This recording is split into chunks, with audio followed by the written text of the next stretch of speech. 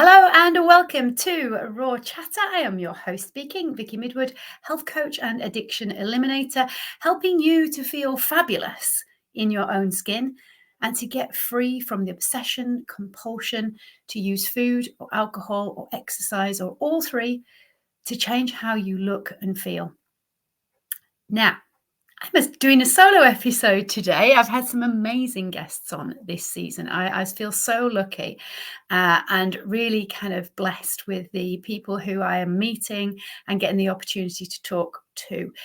But I also love doing these solo episodes as well, because I think it's important to share some of the stuff that's going on in my own world and to just let you guys know that because I am a health coach, I'm a fitness bod, I'm very much into lifestyle and shying away from conventional medication because of the plethora of side effects that they cause, that maybe, I've just got it all cracked and my health's amazing and my life is fantastic. And I want to share with you that that is not the case. I don't tend to share a lot of all shiny, dancy reels and stuff on social media, but I don't tend to share when I'm not feeling great either, if I'm quite honest. And what I want to share with you today is a topic that I think maybe a number of us can perhaps resonate with. So I'm asking the question, is patience a lost art? Now, I'm not specifically talking about losing patience with other people and getting cross and getting frustrated and having a short fuse. That is not the sort of patience I'm talking about. I'm talking about having patience with ourselves. Now, obviously, this ties in to a lot of the work that I do with clients, but also a lot of the work that is ongoing for me in terms of being compassionate with myself. And I have to be patient with my body and what is going on. So to put you in the picture, some of you may know my history, and I'm just going to do a very brief potted history, but struggled with eating disorders from age 11 right up until really, I would say, I got over them fully in my mid-40s. I also struggled with alcohol addiction from age 14 right up until 35 when I put down alcohol for good. And I have, because of those health issues, because of those addiction issues, I have now got consequences. And those consequences for me are in the form of autoimmune issues, Hashimoto's thyroiditis, which affects my metabolism, it affects my gut function, it affects my energy big time. Rheumatoid arthritis, which is very much linked to the Hashimoto's thyroiditis, and Sjogren's, which probably I have had for a lot longer than I think, and very likely was the one that started off the other two. And so Sjogren's, for those of you who don't know what it is, it affects a lot of your mucous membranes. So it means that I have a permanently dry mouth, which is why I'm always drinking water or chewing gum. It also affects other mucous membranes. So it affects all kinds of things in terms of like your eyes, your vagina, how much, obviously I've said, much saliva you actually make. So, sometimes I can cough uncontrollably if my throat is too dry, and I've got to make sure that when I'm eating, I eat and chew really, really well. But one of the main things is that it affects your ligaments and your tendons. And for me, that's been a biggie right since I started off as a fitness instructor. And this is why I think potentially it was an issue for me way before I realized that it was. And it would make sense because I was struggling with my food and body image and bulimia and addicted to laxatives and all kinds of things from a very, very young age. And I started to get issues with ligaments and tendons when I was 21, 22. And these things took a long, long time to heal. I shudder to think, I've never sat down to do it, how much money I spent on physios over the years with injuries that just seemed to take forever to heal. And obviously not realizing why and what was going on. And so this is why I wanted to talk about patience. Is it a lost art? Because I know for me that definitely when I was younger, I wanted my injuries to heal fast. And I was quite happy to go to physio twice a week, to get acupuncture, and to do whatever it took to help me to be able to keep on exercising and keep going. Now, that was obviously driven by my obsession and my compulsion with changing my body image and trying to look different. Nowadays, it's a different story because I had a knee injury that I sustained when I was in America doing the Obesity and Diabetes Summit. And that really has set me back significantly.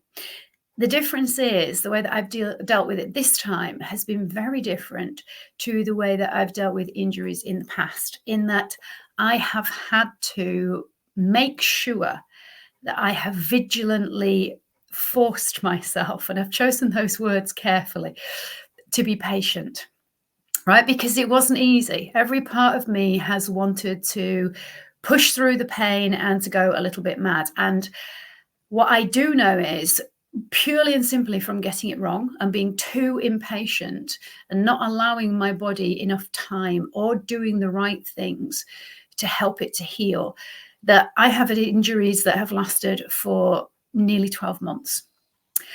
And the people who have been in my classes and have been in my world will know that my ankle issues are ongoing. And actually, it was my ankles that began as the main kind of clue when I look back now into my 20s that were the problem. The tendons around the outside of the ankle, not just the Achilles tendon. And it's something that flares up just randomly out of the blue, and it can literally stop me in my tracks. I can be walking down the street and it will just suddenly kick in. And then the next thing you know, I am limping because I can't actually put weight down properly on my foot. It's just too painful. It's too uncomfortable. And it can last for days, or it can last for a few hours, and I never know when it's going to happen. It's very frustrating when it happens in the middle of a step class because I literally have to stop dead mid-routine. Now, what I have done, because I wasn't as patient as I am now with my body and listening to what it's telling me, I would have tried to force myself to keep on going. And obviously, we now know that if you try and walk on a broken leg, it is going to take far, far, far longer to heal than if you rest, put it in a pot and let nature take its course. But it's very difficult to do that if you are someone who also has Hashimoto's thyroiditis, which affects my metabolism, and I need and want to be able to keep my metabolism going. Not only that, I had a heart attack, as most of you know now, in 2018. And it's vitally important for me, for my health and my sanity, that I exercise on a daily basis and get my heart pumping and get that heart rate elevated so that everything is working as well as it possibly can be at my age now. And this is why I want to pose this problem as, is patience a lost art? I have had to really have words with myself about not pushing myself in the gym and not trying to go too quickly in terms of how much I can do with this knee. Now, initially, when I did the injury, I didn't think it was anything major. I really didn't. And so when I came back from America, I was going back and I was doing spinning classes, and the pain afterwards was ridiculous. It literally felt as if my kneecap, above my kneecap, was on fire. And this is where I had to question myself and just go, okay, so what are you going to do? Are you going to let it rest? Are you going to work on focusing on upper body? Having had 2 shoulder impingements, separate injuries, this one took 11 months to heal. This one took 10 because I recognized I'd made the mistakes on this one of trying to do too much too quickly. So it was a little bit easier for this one, but they still took a long time to get back to normal. And so obviously part of me is very aware and very wary of not overdoing upper body stuff either, which leaves you in a little bit of a quandary as to what is safe and what is going to be okay. But also getting the balance between keeping the joints moving, because on the other side of the coin, what we also know is when it comes to any injuries that we do have, sitting around and doing absolutely nothing and not moving that joint at all can be also extraordinarily detrimental. So not is it only just a case of being patient and allowing the body time to do what it does, which is to heal itself. And I think that's worth repeating. The body is designed to heal itself. What it needs us to do is provide the right environment, the right nutrients, the right surroundings, if you like, for it to be able to do that. And so it's quite an art getting that kind of balance right that allows you to do enough movement so that your metabolism doesn't tank and your joints don't get stiff, but also moving in a way that's not going to prevent that injury from healing as quickly as it's able to. And this is something that I think is so important for us to take on board as humans. When we are younger, we do tend to heal faster. When we are older, we have a tendency to take a little bit longer. Is it an age thing? I'm going to say that it is, but I think it's also a combination of environmental things. Your body has had a lot of stuff to deal with over the years. There's probably a lot more toxicants, and there's probably a lot more effects been done on a cellular level because of environment, because of the foods that we've eaten, because of our history and our lifestyle. That means that our cells just are not as great at healing as perhaps they were 20, 30 years ago. But if we provide the right environment and the right circumstances, does your body heal itself? Yes, absolutely it does. Does it need a helping hand in terms of maybe supplementation? Potentially, yeah. Depends on how good you are at understanding your own diet and nutrients and what your body actually does require. But what it doesn't need is a lot of medication and a lot of painkillers and that sort of stuff if you can help it. And I'm not saying that you shouldn't take painkillers if you are in pain. But what I am saying is we definitely do not want to become reliant on them because they can mask the symptoms and you can potentially overdo it and cause more damage. And hands up, I definitely did do that back in my 20s and 30s when I was still exercising like a lunatic, when I was deep in the throes of my bulimia and my alcohol addiction. And I definitely know that that is another reason why I've got the leaky gut issues and potentially the autoimmune issues that I struggle with now. So when it comes to painkillers, I very much try to avoid them as much as possible unless I really cannot function without them. They are addictive, and we can unfortunately then get this whole situation where we just become addicted to the painkillers. And it's a very real addiction, is over-the-counter medication. And it's something that I'm very aware of.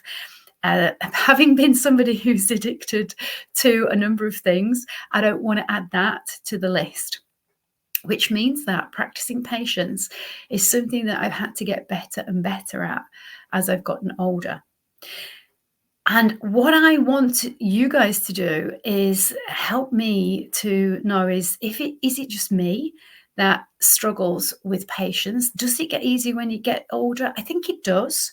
I think I find it's easier for me to be more patient now because I understand why it's important than it was when I was younger. But I'd love to know what your thoughts are on it. What I do definitely know is that when it comes to making changes in our lifestyle, when it comes to bringing in self-compassion, and when it comes to us really understanding that there are some things we have to accept as being part of getting older, that allowing ourselves to have the space and giving ourselves the opportunity to practice more patience with ourselves, with our bodies, with our thoughts, with what we do, I think is an important thing. And I, for one, actually recognize the power and the beauty in allowing myself to just slow down and be more patient. Because what I have found is definitely over the last 6 months that it's opened the door for me to train in a slightly different way, to look at utilizing my body and my time in a different way. And if I hadn't had to practice patience and work around this injury, then I potentially would have missed out on those opportunities. Now, I am without a doubt somebody who absolutely embraces always seeing the silver lining of anything. I always want to look for what is the positive? What will this allow me to do that I'm not already doing? What can I take from it? What can I learn from it? And what I think I've learned from recognizing that patience is a skill and it's something that you need to practice and you definitely get better at it over time. I think I like it. And I think I'm definitely going to continue to practice being more and more patient. And I would love you to try doing the same with yourself, with your body, and especially if you are trying to implement changes in your lifestyle. Be patient. Some changes you will be able to do really quickly and they'll feel easy and straightforward. Other changes you may struggle with. You may have to try different ways of reminding yourself to implement this change. But I'm just going to say to you, keep on going. Keep practicing patience because it will be worth it. Effort is something that is required for change.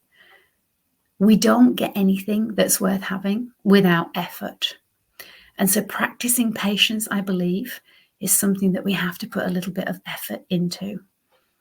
And I'm going to invite you to try being a little bit more patient with yourself and your body and your health, and trust that your body will work with you if you work with it. And on that note, I just want to remind you, as far as we know, we only have one life and one body. So please do look after it because it is doing its very best to look after you. Until the next episode, take care. Bye-bye.